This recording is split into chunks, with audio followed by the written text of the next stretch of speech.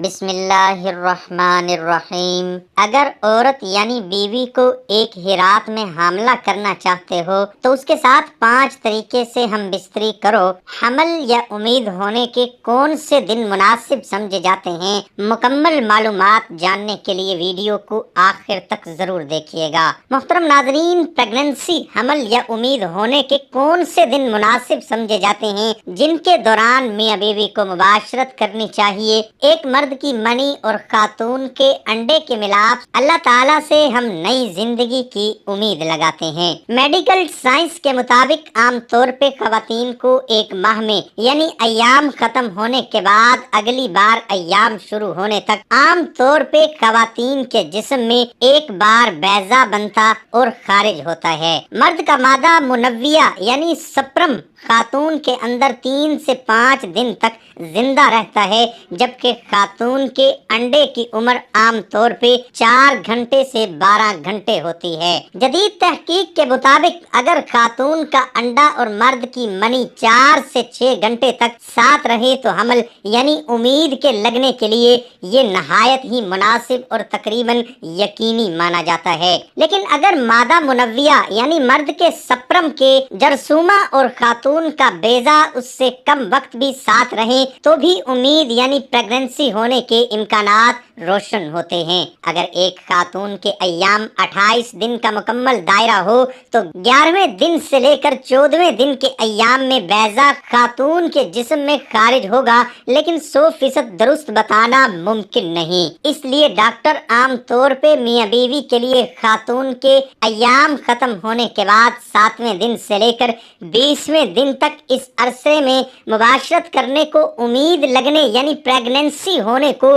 مفید سمجھتے ہوئے ان دنوں مباشرت تجویز کرتے ہیں۔ خواتین کے بیضہ کے اخراج کے دن جاننے کی علامتیں: ایام گزر جانے کے بعد وجائنا خشک ہو جاتی ہے، اس میں سیرویکل فلوئڈ بالکل نہیں ہوتا۔ پھر کچھ دنوں کے بعد وجائنا میں ایک طرح کا ربڑی سا فلوئڈ یعنی گم کی طرح چپکنے والا مواد یا سیال مادہ سا ظاہر ہوتا ہے۔ پھر یہ سیال مادہ بہت زیادہ نمودار اور کریم کی طرح سفید سا ہو جاتا ہے۔ ان دنوں میں مباشرت پیگننسی کے لیے مفید ہوتی ہے۔ پھر اس کے بعد وجائنا میں یہ سیرویکل فلوئڈ مرغی کے کچے انڈے کی سفیدی کی طرح صاف اور پھسلنے والی سی ہو جاتی ہے۔ یہ دن پیگننسی کے لیے انتہائی مفید اور پر امید ہوتے ہیں۔ انتہائی مفید بیضہ کی مدت پوری ہو جانے کے بعد وجائنا ایک بار پھر سے خشک ہو جاتی ہے، یعنی اس میں سیروکل فلوئڈ یا سیال مادہ نہیں رہتا۔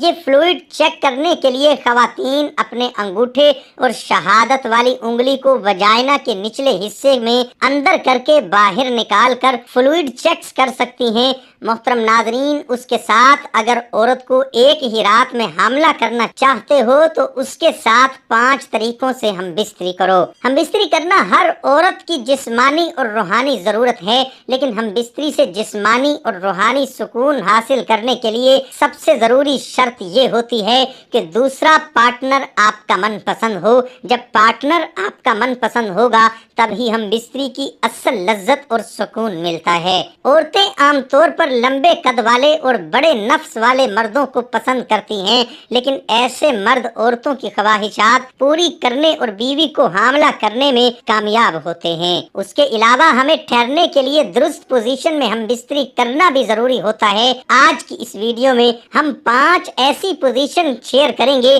جس سے عورت ایک ہی رات میں حاملہ ہو جاتی ہے۔ نمبر 1، بیوی کو گھٹنوں کے بل الٹا لٹا کر ہم بستری کرنا۔ ہم بستری کی اس پوزیشن میں جہاں بیوی گھٹنوں کے بل مرد کے سامنے الٹا لیٹ جاتی ہے اور مرد عورت کے پیچھے کھڑے ہو کر یا بیٹھ کر عورت کی شرمگاہ میں پیچھے کے راستے اپنا نفس ڈالتا ہے اور ہم بستری کرتا ہے۔ اس طریقے سے ہم بستری کرنے سے عورت کی شرمگاہ میں مرد کا نفس پورا کا پورا اندر جاتا ہے، جس سے مرد اور عورت دونوں کو بہت زیادہ مزہ بھی آتا ہے، اور مرد فارغ ہو کر اپنی منی سیدھا عورت کی بچہ دانی تک پہنچا دیتا ہے اور عورت ایک ہی رات میں آسانی سے حاملہ ہو جاتی ہے۔ نمبر 2، عورت کو نیچے لٹا کر ہم بستری کرنا۔ ہم بستری کے اس طریقے میں جہاں بیوی نیچے پیٹھ کے بل لیٹ جاتی ہے اور مرد اس کے سامنے سے اوپر آ کر باسینہ ہو کر عورت کی یا ٹانگیں اوپر اٹھا کر اپنے کندھوں پر رکھ کر عورت کی شرمگاہ میں اپنا نفس داخل کر کے ہم بستری کرتا ہے، جس سے مرد کی منی سیدھا جا کر بچہ دانی میں گرتی ہے اور عورت آسانی سے حاملہ ہو جاتی ہے۔ ہم بستری کی یہ پوزیشن سب سے آسان اور سب سے مؤثر ہے۔ اس پوزیشن میں مرد اور عورت کو کوئی نقصان نہیں ہوتا۔ نمبر 3، بیوی کو گود میں بٹھا کر ہم بستری کرنا۔ ہم بستری کی اس پوزیشن میں جہاں مرد نیچے بیٹھ کر یا سیدھا لیٹ کر عورت کو اپنے اوپر اپنی گود میں بٹھاتا ہے اور عورت کی شرمگاہ میں اپنا نفس داخل کرتا ہے اور عورت نفس کے اوپر نیچے حرکت کرتی ہے، مرد اور عورت دونوں کے لیے سکون اور لذت کا باعث بنتا ہے۔ اس پوزیشن کی ایک خوبی یہ بھی ہوتی ہے کہ اس پوزیشن میں عورت بہت جلد فارغ ہو جاتی ہے، جو کہ عورت کے حمل کے لیے انتہائی ضروری ہوتا ہے۔ نمبر 4، سیدھے لیٹے رہنا۔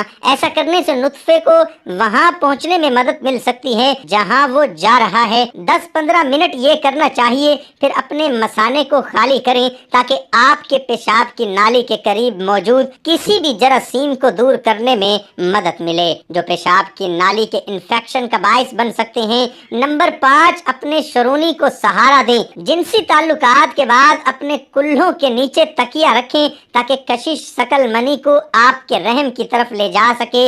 ایک بار پھر اس میں سے 10 سے 15 منٹ کافی ہیں۔ دعا ہے کہ اللہ تعالی ہم سب کو شریعت کے مطابق ہم بستری کرنے کی توفیق عطا فرمائے اور ہم سب کو 5 وقت نماز با جماعت ادا کرنے کی توفیق عطا فرمائے۔ دعا ہے کہ اللہ تعالی میرا سنانا اور آپ کا سننا اپنی بارگاہ الہی میں قبول اور منظور فرمائے، آمین ثم آمین۔ ناظرین، کمنٹ باکس میں اللہ تعالیٰ کے 99 ناموں میں سے ایک نام ضرور ٹائپ